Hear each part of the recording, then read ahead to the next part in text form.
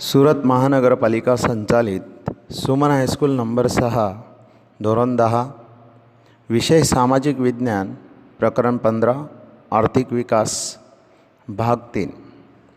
नमस्कार विद्यार्थी मित्रांनो, मागच्या भागात आपण बघितलं विकसनशील अर्थतंत्राची लक्षणं। आजच्या भागामध्ये आपल्याला बघायचं आहे आर्थिक आणि बिनआर्थिक प्रवृत्ती। भारतीय अर्थतंत्राची माहिती मिळवण्यापूर्वी आपण आर्थिक आणि बिनआर्थिक प्रवृत्ती म्हणजे काय ते समजावून घेऊया। आर्थिक प्रवृत्ती आवक प्राप्त करण्याच्या व खर्च करण्याच्या हेतूने करण्यात आलेल्या प्रवृत्तींना आर्थिक प्रवृत्ती म्हणतात। उदाहरणार्थ शेतकरी, कारागीर, व्यापारी, शिक्षक वगैरेंच्या प्रवृत्तींना आर्थिक प्रवृत्ती म्हणतात। बिनआर्थिक प्रवृत्ती ज्या प्रवृत्तीमागचा हेतू आवक प्राप्त करण्याचा व खर्च करण्याचा नसेल अशा प्रवृत्तींना बिनआर्थिक प्रवृत्ती म्हणतात। उदाहरणार्थ आई स्वतःच्या बाळाला वाढविते, व्यक्ती समाजसेवेचं कार्य करते, वाढदिवसाला जाणे, वृक्ष लागवड करणे या प्रवृत्तींना बिनआर्थिक प्रवृत्ती म्हणतात। भारतीय अर्थकारणाचं स्वरूप अर्थतंत्रात होणाऱ्या विविध असंख्य आर्थिक प्रवृत्ती किंवा विविध व्यवसायांना 3 मुख्य विभागात वाटता येईल। प्राथमिक क्षेत्र, माध्यमिक क्षेत्र आणि सेवा क्षेत्र। आर्थिक प्रवृत्तींच्या या वर्गीकरणाला व्यावसायिक स्वरूप म्हणून ओळखण्यात येते। या तिन्ही विभागात येणाऱ्या आर्थिक प्रवृत्ती खालीलप्रमाणे आहेत। 1. प्राथमिक क्षेत्र। अर्थतंत्राच्या या विभागात शेती आणि शेतीबरोबर संबंधित प्रवृत्ती अनेक प्रवृत्ती असतात, जसे पशुपालन, पशुसंवर्धन, मत्स्य उद्योग, कोंबडे पालन, बदक पालन, वनसंवर्धन तसेच कच्च्या धातूंचे खोदकाम अशा प्रवृत्तींचा समावेश ज्या क्षेत्रामध्ये केला जात असतो त्या क्षेत्राला प्राथमिक क्षेत्र असं म्हटलं जातं। 2. माध्यमिक क्षेत्र। या विभागात लहान मोठे उद्योग, बांधकाम, वीज, गॅस आणि पाणी पुरवठा वगैरे प्रवृत्तींचा समावेश होतो। हा विभाग उद्योग म्हणून पण ओळखला जातो।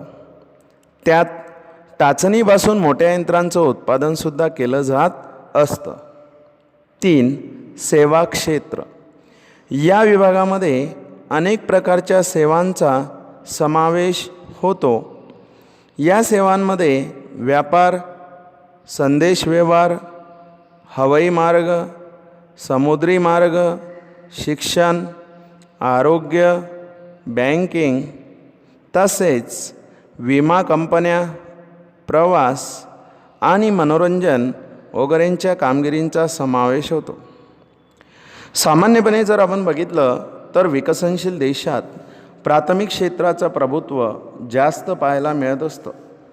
रोजगारी आणि राष्ट्रीय आवकमध्ये प्राथमिक क्षेत्राचा वाटा सर्वात जास्त असतो, परंतु जसजसा आर्थिक विकास होत जाईल तसतसं प्राथमिक क्षेत्राचं महत्त्व माध्यमिक आणि सेवा क्षेत्राच्या तुलनेत कमी होत जाते आणि औद्योगिक क्षेत्र आणि सेवेच्या क्षेत्रांचे महत्त्वसुद्धा वाढत जाते।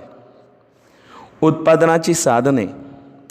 नैसर्गिक संपत्ती आणि श्रमाच्या मदतीने चीजवस्तू आणि सेवेचं उत्पादन करण्यात येतं।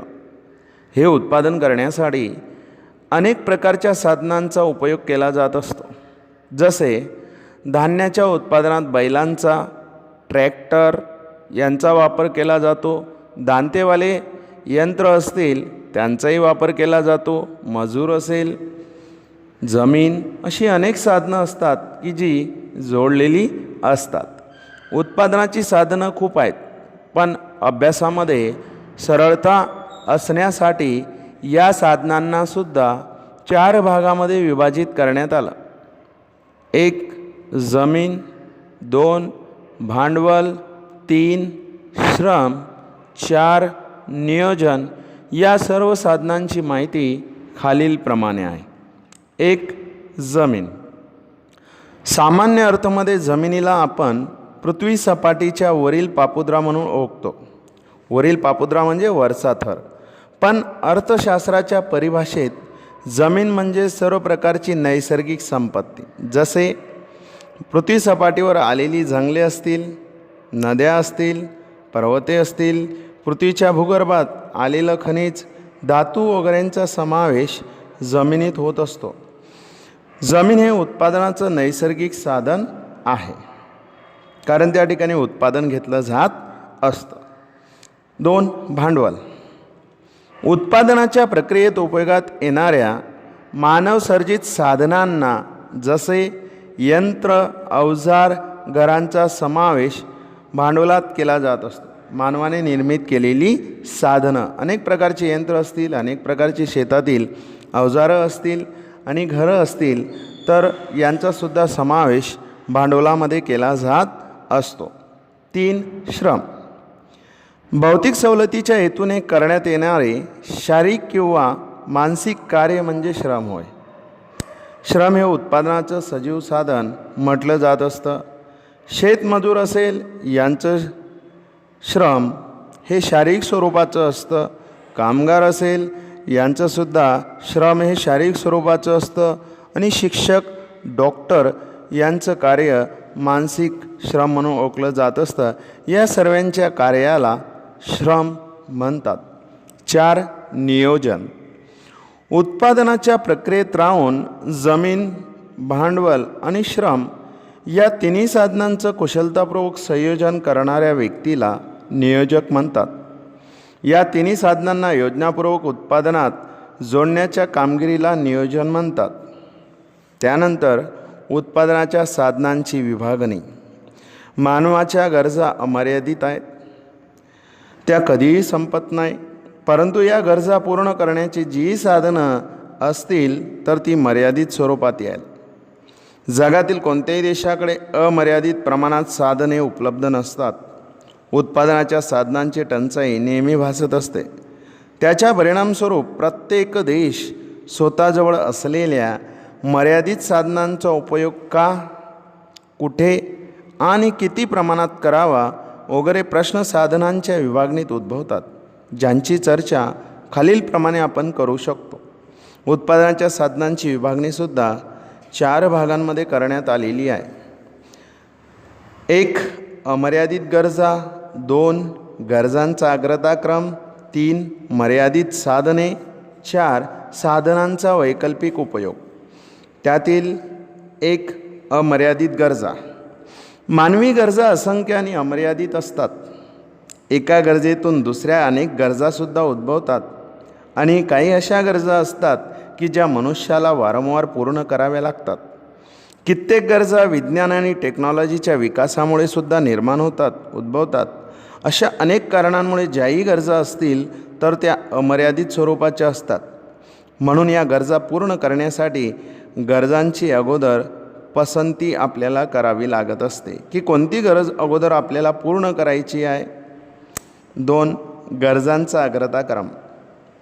अमर्यादित गरजांच्या समोर उत्पादनाची साधनं मर्यादित असतात आणि मर्यादित असल्याकारणाने कोणती गरज जास्त महत्त्वाची आहे हे व्यक्तीद्वारे आपण नक्की करू. गरजांना अग्रतानुक्रमे पूर्ण करण्यात येतात. ज्या गरजा जास्त महत्त्वाच्या असतात त्यांना पहिले पूर्ण करावे लागते आणि त्यानंतर अन्य गरजा पूर्ण कराव्या लागतात. असे उत्पादनाची साधनं मर्यादित असल्याने गरजांमध्ये अग्रताक्रम आपल्याला नक्की करावा लागत असतो. 1, 2, 3 अशा प्रकारचा अग्रताक्रम त्या ठिकाणी गरजांना द्यावा लागत असतो आणि जी आवश्यक गरज असेल तर ती गरज अगोदर पूर्ण करावी लागते आणि अन्य ज्या काही गरजा असतील त्या नंतर पूर्ण कराव्या लागत असतात. 3, मर्यादित साधने. उत्पादनाच्या साधनात मुख्यत्वे नैसर्गिक संपत्ती, मानवनिर्मित संपत्ती असते. ही सर्व साधनं मर्यादित असतात, म्हणून त्याचा वापर काटकसरीने करावा लागतो. पसंत केलेल्या गरजांना लक्षात ठेवावं लागतं आणि लक्षात ठेवूनच साधनांची विभागणी करावी लागत असते. 4, साधनांचा वैकल्पिक उपयोग. गरजा पूर्ण करण्याचं साधन मर्यादित नव्हे तर वैकल्पिक उपयोगी असतात. उत्पादनाचं साधन जर एकापेक्षा जास्त उपयोगात येत असतील तर ते साधन अनेक उपयोगात येतात. या साधनांचा उपयोग एका वेळी एकच होऊ शकतो, त्यामुळे हे उपयोग वैकल्पिक म्हटले जाते. जसे जमिनीत गव्हाचं पीक जर घेतलं तर बाजरी, मका, भुईमूग ही अन्य पिकं आपल्याला घेता येत नाही, कारण जमिनीचे अन्य उपयोग आपल्याला सोडून द्यावे लागत असतात. जर जमिनीच्या एका भागामध्ये आपण मंदिर बांधलं तर इतर उपयोग आपल्याला त्याचा सोडून द्यावा लागत असतो. अशा उपरोक्त परिस्थितीमध्ये जास्तीत जास्त गरजा पूर्ण होतील अशा प्रकारे चीजवस्तूंच्या आणि सेवांच्या उत्पादनात साधनांची विभागणी करण्यात येते.